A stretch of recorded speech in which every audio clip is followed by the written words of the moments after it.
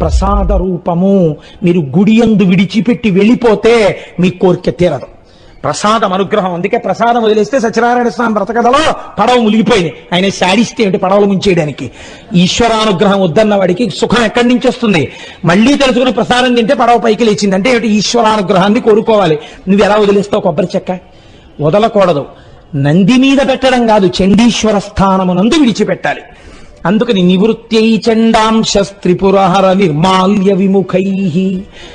కొంతమంది నేను చూస్తూ ఉంటాను, అక్కడికి వెళ్ళి చాలా నిర్లక్ష్యంగా నిలబడి అసలు మెట్లెక్కరు, అటువైపు నుంచి తిరిగి వచ్చేసి అంటారు.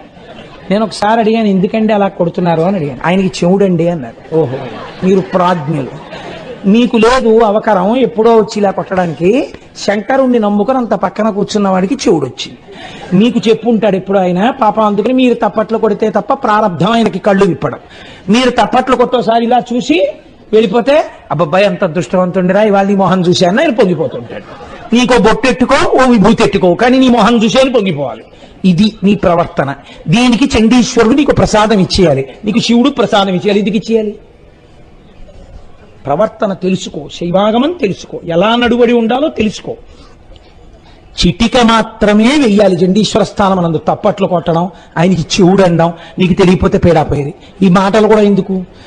కాబట్టి అంతటి పరమపావనమైన స్థితికి చేరినవాడు చండీశ్వరుడు. శివ కుటుంబానికి ఉన్న గొప్పతనం ఏమిటో తెలుసా అండి? కడుపున పుట్టిన వాళ్ళకన్నా ఆయన అనుగ్రహాన్ని పొందినటువంటి పైవాళ్ళు పెద్ద స్థానంలో ఉంటారు. అందుకే మీరు చూడండి, ద్రవిడ దేశమునందు పెద్ద పెద్ద శివాలయాల్లో ఊరిరిగింపు తీస్తే నందీశ్వరుడు వెళ్ళడు, నందిని తీసుకెళ్లరు. చరమూర్తుల యందు ఉత్సవమూర్తుల్లో ఎవరుంటారంటే చండీశ్వరుడు ఉంటాడు. పార్వతీ పరమేశ్వరుడు, గణపతి, సుబ్రహ్మణ్యుడు, చండీశ్వరుడు ఈ ఐదింటిని ఊరేగింపుగా తీసుకెడతారు. చండీశ్వరుడిది 5వ స్థానం ఇచ్చారు ఆయన. అంతటి మహానుభావుడు శివుడు, అంతటి మహానుభావుడు ఆ చండీశ్వరుడు, అంతటి మహానుభావుడు ఆ నందీశ్వరుడు. ఒక్కసారి మనం శివాలయంలో ఇలా గడప దాటి లోపల అడుగు పెడితే అటువంటి మూర్తుల్ని దర్శనం చేసి, శివలింగ దర్శనం చేసి అమ్మవారిని చూస్తాం. మన భాగ్యమే భాగ్యం. అందుకే శివాలయం, విష్ణు ఆలయం ఈ రెండు లేని ఊరు పూర్వం ఉండేది కాదు. ఈ రెండు ఉండి తీరాలి. అంతటి సౌభాగ్యవంతమైన దేశం మన దేశం. శివాలయాల్లో పూర్వం 2 నందులు పెట్టేవారు, ఒకటి స్థిరనంది, ఒకటి చరణంది. చరణంది ఎందుకో తెలుసా అండి? పూర్వం అంత తొందరగా వెళ్ళడానికి వైద్యులు దొరికేవారు కాదు. ప్రథమో దైవ్యోభిషక్, శివుడే మొదటి వైద్యుడు. ఆ చుట్టుపక్కల ప్రాంతాల్లో ఎవరికైనా గర్భం ప్రసవం అవక కొట్టుకుంటూ బిడ్డ అడ్డం తిరిగితే వాళ్ళని తీసుకెళ్లడం కుదరకపోతే తల్లి బిడ్డ బతకాలంటే వైద్యుడి యొక్క దృష్టి పడాలి. అంతరాలయంలోంచి అది కుదరదు కనుక చరణందికి శివుడికి అభేదం కనుక నంది తిరిగితే శివుడు తిరిగినట్టు. కాబట్టి గబగబా శివాలయానికి వచ్చి ముఖమంటపం తలుపులు తీయించి చరణందిని ఎటువైపు ఆవిడ ఇబ్బంది పడుతోందో అటువైపు చరణందిని తిప్పేవారు. చరణందిని తిప్పేటప్పటికే ఆ ప్రసవానికి బాధపడుతున్న ఆవిడ ఏ దిక్కునుందో అటువైపుకు తిప్పగానే ఆవిడికి చాలా సులువుగా ప్రసవం అయిపోయేది. అందుకే చరణంది ఉండేది పూర్వం శివాలయాల్లో. చిన్న నందోటి ఉంటుంది, అది కదులుతుంది, దాన్ని చరణంది అంటారు. అంతటి మహానుభావుడు ఈ లోకాన్ని రక్షించాడు. మీకు నేను ఇక్కడ ఒక్క మాట చెప్తాను, మీరు శ్రద్ధాళువులై ఆలకించండి. దీన్ని విడదీసేస్తే దాని ప్రయోజనం రాదు మీకు. ఒకానొకప్పుడు చిదంబర క్షేత్రంలో యచ్చదత్తనుడు అనబడేటటువంటి బ్రాహ్మణుడు ఉండేవాడు. ఆయనకి విచార శర్మ అనబడేటటువంటి కొడుకు. ఆ కొడుకు వేదం నేర్చుకున్నాడు. ఎంత సుస్వరంగా చదివేవాడంటే వేదాన్ని ఎప్పుడూ స్వరం తప్పి చదివేవాడు కాదు. గోవులు దేవతలని నమ్మిన పిల్లవాడు. ఒక రోజు ఒక ఆవుల్ని కాసే ఆయన ఆవుల్ని కొడుతూ తీసుకొస్తున్నాడు. ఆ పిల్లవాడికి మనస్సు బాధపడి, నేనే ఈ ఆవుల్ని కాస్తాను, రేపటి నుంచి నువ్వు ఆవుల్ని కొట్టద్దు, తీసుకెళ్ళొద్దు అన్నాడు. ఒక బ్రాహ్మణుడు, బ్రహ్మచారి, వేదం చదువుకున్నవాడు ఆవుల్ని కాపాడితే మంచిదే కదా అని ఊళ్ళో ఉన్న వాళ్ళందరూ ఆవుల వెనకాల ఈ పిల్లవాడిని పంపించారు. ఆ ఆవులు ఈ పిల్లవాడు వేదమంత్రాలు చదువుకుంటూ వాటిని స్పృశించి జాగ్రత్తగా కాపాడుతుండేవాడు. వేదంలో కొన్ని పన్నాలకి కొన్ని శక్తులు. మొన్న స్వామి చెప్పారే, సున్నాల పన్నం చెప్తే శత్రువుల యొక్క బాధ ఉండదని. ఆ ఆవుల్ని రక్షించడానికి ఆ పన్నాలు చదువుతూ కాపాడేవాడు.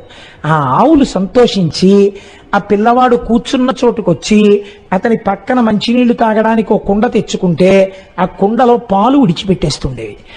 రోజు ఇచ్చే పాల కన్నా ఎక్కువ పాలు ఇంటి దగ్గర ఇచ్చేవి. ఈ పిల్లవాడు చూసి ఎలాగో పాలు విడిచిపెడుతున్నాయి కదా, ఉట్టినే కూర్చోవడం ఎందుకని ఈ ఆవులన్నిటినీ విడిచిపెట్టి శంకరుడే వీటిని కాపాడతాడు, రుద్రం చదవడం కన్నా గొప్పది ఎక్కడుంది. అందుకేనండి లోకమునందు సన్యసించిన వాళ్ళు కూడా రుద్రాధ్యాయం చదవాలని నియమం. రుద్రాధ్యాయం అంత గొప్పది, అది చదివితే పాపములు పటాపంచలైపోతాయని. అటువంటి రుద్రం చదువుతూ రోజు ఇసుకతో శివాలయం కట్టేవాడు. కట్టి ఇసుకతో శివలింగం కట్టి ఈ పాలని తీసి ఆ రుద్రాధ్యాయంతో అభిషేకం చేస్తుండేవాడు. ఒక రోజున అట్నుంచి ఓ వెర్రివాడు వెళ్ళిపోతున్నాడు. అయ్యయ్యో, ఈ పిల్లవాడు పాలన్నీ తీసుకెళ్లి ఇసుకలో పోసేస్తున్నాడు, ఇంకా ఎన్ని పాలు ఇచ్చినో ఆవులని వెళ్ళి ఆ పిల్లవాడి తండ్రికి చెప్పాడు. చెప్తే యచ్చదత్తనుడికి కోపం వచ్చింది. రేపు నేను చూస్తానని కొడుకు కన్నా ముందే బయలుదేరి అడవిలోకి వచ్చి ఆవులు మేసే చోట చెట్టెక్కి కూర్చున్నాడు. పూర్వకాలంలో క్రూర మృగాలు ఎక్కువ కదా, వచ్చినప్పుడు ఒక కర్ర గొడ్డలి కూడా తెచ్చుకుని పైకి ఎక్కాడు. కాసేపు అయింది, కొడుకు ఆవులు తీసుకొచ్చాడు, విడిచిపెట్టాడు. విడిచిపెట్టిన తర్వాత ఆవులు మేస్తున్నాయి. ఈయన సైకత లింగాన్ని తయారు చేసి సైకత ప్రాకారములతో శివాలయ నిర్మాణం చేశాడు. శివాలయ నిర్మాణం చేసి చక్కగా ఈ ఆవులు తమంత తాముగా విడిచిపెట్టిన పాలతో అభిషేకం చేసుకుంటున్నాడు రుద్రంతో. మనస్సు లయమైపోయింది. నోటికొచ్చినదేమో ఆ రుద్రం చదువుతూ పరవశించిపోతూ సైకత లింగానికి అభిషేకం చేస్తున్నాడు. అన్నన్నా అతను చెప్పింది నిజమే, వీడు ఇసుకలో పాలు పోస్తున్నాడని దూరంగా చెట్టు మీద ఉన్న తండ్రి దిగి పరిగెత్తుకుంటూ వచ్చి పెద్ద పెద్ద కేకలేసి పిల్లాండి భుజాల మీద కొట్టాడు. ఆయనకి బాహ్యస్మృతి లేదు, అభిషేకం చేస్తున్నాడు.